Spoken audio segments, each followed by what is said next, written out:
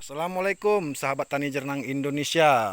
Ya, seperti inilah kebun saya yang dulu saya tanam sekitar beberapa tahun yang lalu lah, saya lupa.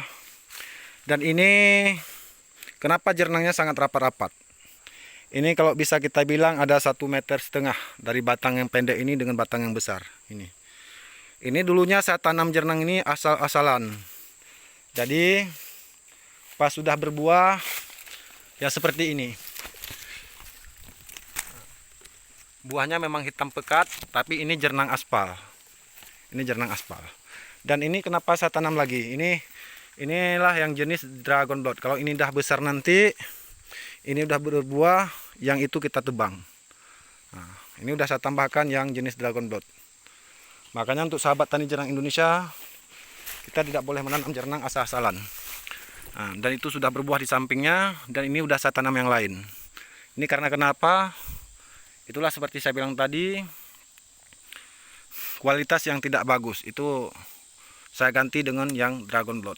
Nah, ini Dragon Blood, itu yang sudah berbuah pertama tuh. Nah, seperti inilah kebun yang sekarang sangat rapat dengan jernang, dipenuhi jernang semua. Ini saya ganti nih. Nah, maka dari awal itu jernang ini tidak boleh asal-asal tanam. Kita rugi waktu, sudah menunggu 3-4 tahun, pas berbuah tidak memuaskan. Nah, ini dia. Nah, seperti ini. Kalau jenis yang ini jernang padi. Nah, buahnya sama juga hitam pekat, tapi resinya agak tipis. Nah, batangnya sangat kecil.